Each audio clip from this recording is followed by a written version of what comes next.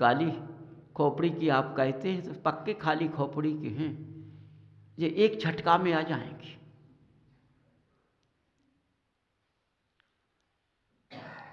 मुझको क्या पता था कि पद्मावती मेरी बात को सुनकर पास को लेकर चली जाएंगी।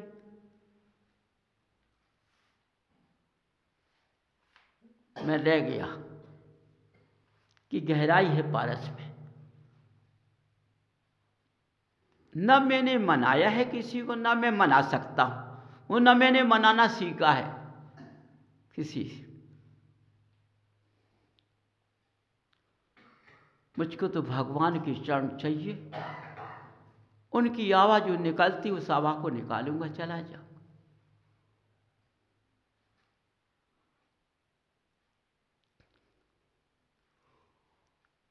बंधुओं, तुम्हारा सौभाग्य का समय है, समझो।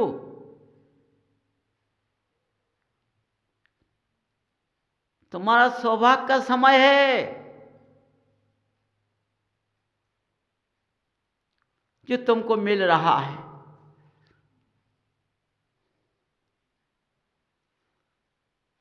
समझिए, तुम्हारे अच्छे दिन हो गए।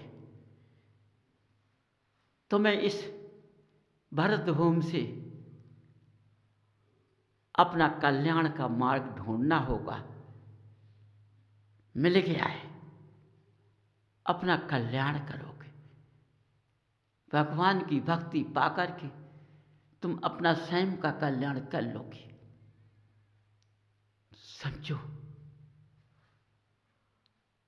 यदि तुमने रास्ता सही पकड़ लिया, भेद डाल दिया तो नहीं पकड़ पाओगे। कोई आता है, बड़े अहंकार में पढ़ा लिखा विद्वान व्यक्ति आता है, बहुत अच्छा सुना इस मंदिर में, मैं देखूं कैसा है। देख लो, देखो चूहा लूट रहे। इस मंदिर में कोई अच्छा नहीं है।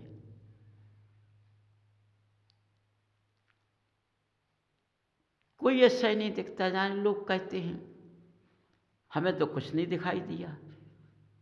अब तुम्हारी आँखन की बसेरी हो तो दिख जाती।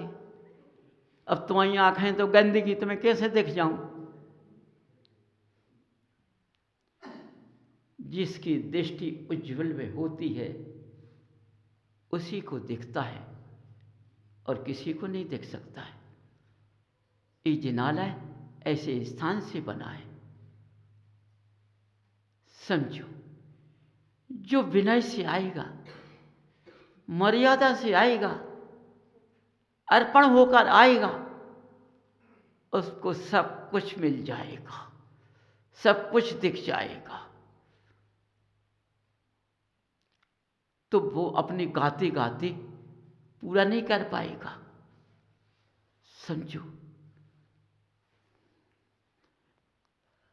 तो मनुष्य देखो, तुम भगवान को जिस उस रूप में मानोगे उसी रूप में मिल जाएंगे तुम्हें। समझो, उसी रूप में मिल जाएंगे।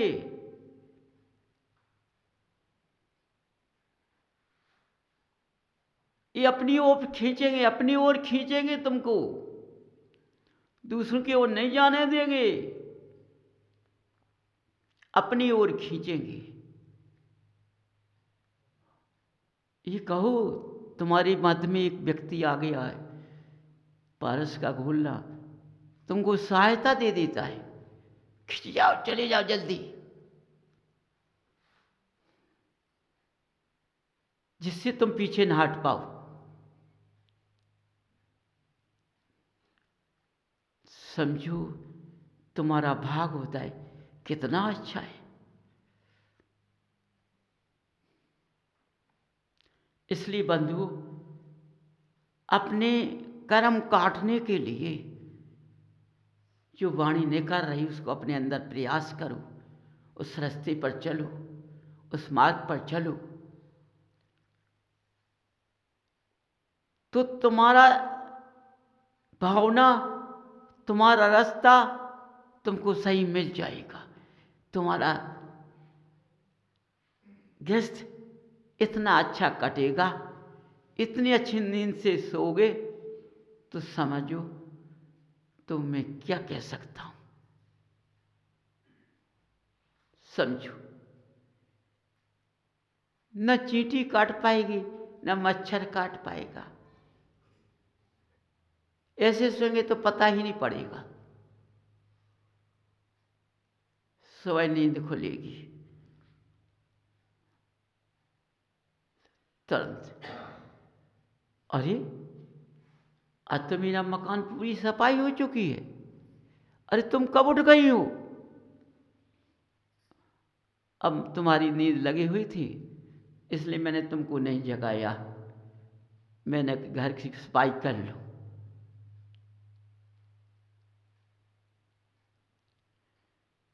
स्त्री का कर्तव्य सुबह से उठना होता है पद्य। मेरी झाड़ू लगाते हुए हमको कोई देख ना ले। समझो,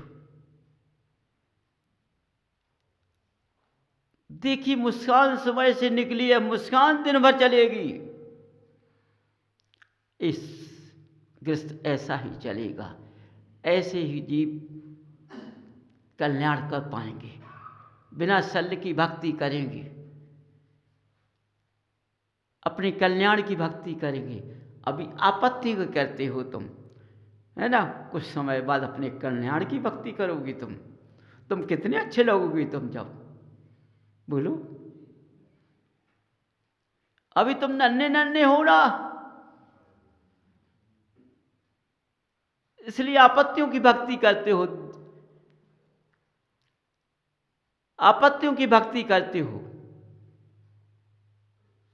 जब भक्ति भक्ति करती, जब मेरी आपत्तियां चली जाएंगी, हर चीज चली जाएगी, तो मैं सरलता से भक्ति करूंगा तो मेरे कल्याण की भक्ति होने लगेगी।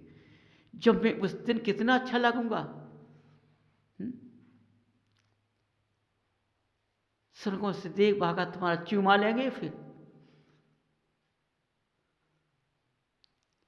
क्योंकि तुम कल्याणकारी जीव बन रहे हो।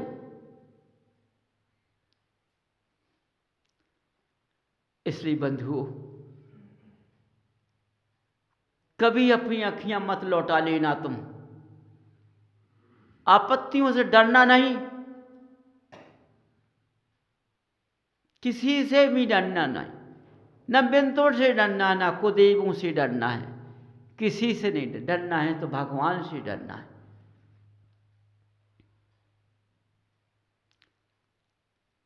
पुरुष का भगवान देवादेव अरहन देव, स्त्री का भगवान पति।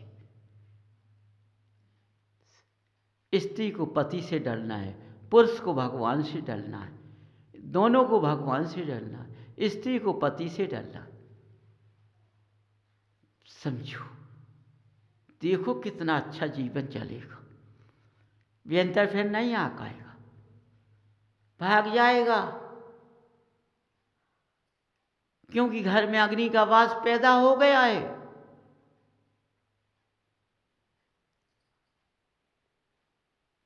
इसलिए महान भाव बन जाओगे तुम लोग, सच्चे श्रावक बन जाओगे, तुम पर श्रद्धा भगवान पर जग जाएगी।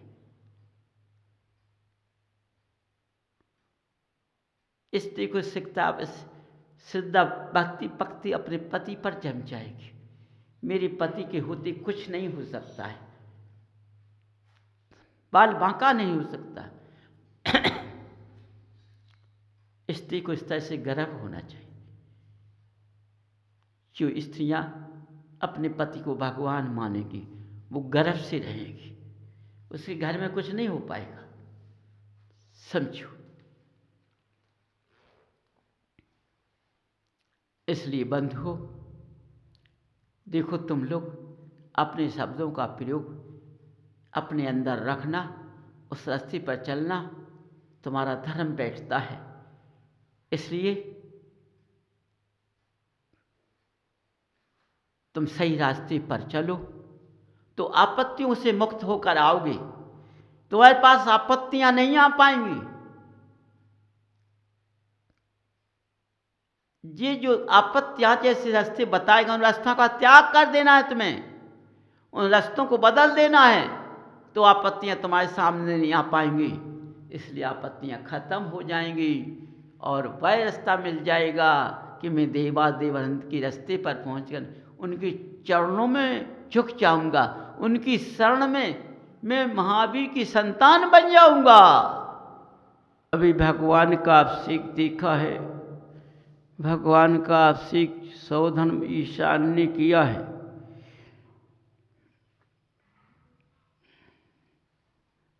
और किसी इंद्रों ने नहीं किया है। देखो, जब भगवान का अभिषेक वही जीव करता है,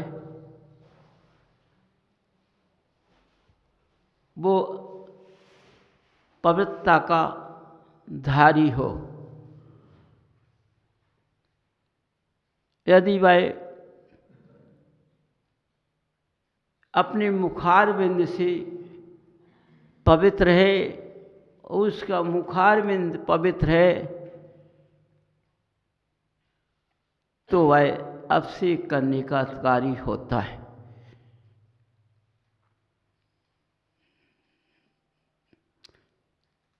देखो,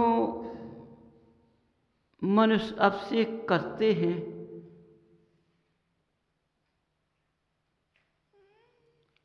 मनुष्य अभिषेक करते हैं, लेकिन उनके पास में न तो पवित्रता है, न मर्यादा है, न विनय है, न सत्यता है। तो भगवान का अभिषेक करने से लाभ क्या है?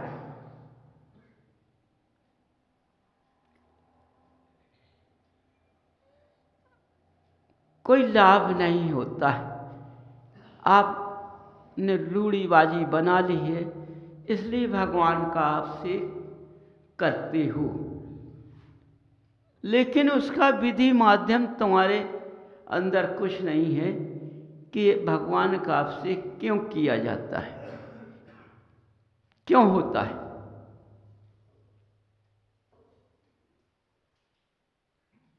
भगवान का अभिषेक जब जन्म होता है तब सौधर्म इंद्र ईशान करता है। कितने योजन कलशों से भगवान का अभिषेक करता है, लेकिन भगवान तिल मात नहीं हिलते हैं। समझो, तिल मात नहीं हिलते हैं।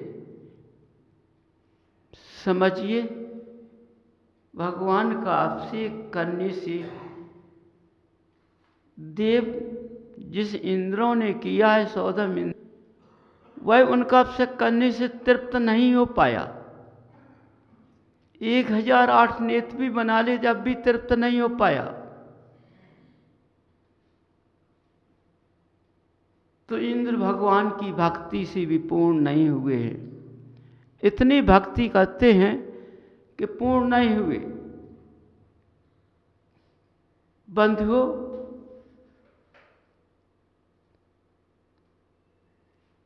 अभिषेक का महत्व समझो। जब भगवान का अभिषेक करते हैं, देखो तुमको कैसा बनना है, पवित्रधारी बनना है। अपने मुखारविंद को पवित्र बनाना है, अवक्ष से नहीं बनाना है, मिथ्यास से नहीं बनाना है, संयम से बनना है और बनाना है। तभी तुम भगवान का अभिषेक करने लायक हो। जब हम इतने पवित्र होंगे, सच में इंद्रों की भावना भा करके हम भगवान का पूजन करेंगे। जो हम भगवान का पूजन करेंगे, तो हम सार्थक हो जाएंगे। क्यों? हम इतने पवित्र हैं कि इनके जो गुण हैं, इनकी जो क्रिया है, इनकी छवि मेरे अंदर पहुंच जाएगी और मैं उस रास्ते से चल जाऊंगा तो मेरा मनुष्य पर्याय में इस भर क्षेत्र के अंदर मेरा कल्याण हो जाएगा। देखो, तुमने जन्म लिया है, जो अपनी रूढ़ीबाजी से भगवान का अभिषेक करते हो उससे मिलता कुछ नहीं, करते चले जा रहे हो, मिलता कुछ नहीं। तो देखो, पहला अपना सुधार करो कि हमें पवित्र बनना है, हमारा पुद्गल पवित्र होना चाहिए। और जब हम जिनाला जाते हैं तो हमारी दृष्टि के अंदर इनका प्रतिबिंब आ जाना चाहिए। अपने घर से जब हम जिनाला जाते हैं तो इनका प्रतिबिंब मेरी दृष्टि में आ जाना चाहिए, जिससे हम इनको देखते ही चलें। ये हमारे अंदर इनकी छवि मेरे अंदर आ जाए तो हम जिनाला में इनको देखकर गदगद हो जाएंगे। हम ऐसा मार्ग पकड़ लेंगे जिससे मेरा कल्याण होगा। हम कल्याण के मार्ग पर पहुंच जाएंगे। तो इस मनुष्य पर्याय में आज जैसा देख रहे हैं, कर रहे हैं, वैसा नहीं होगा। बंधु,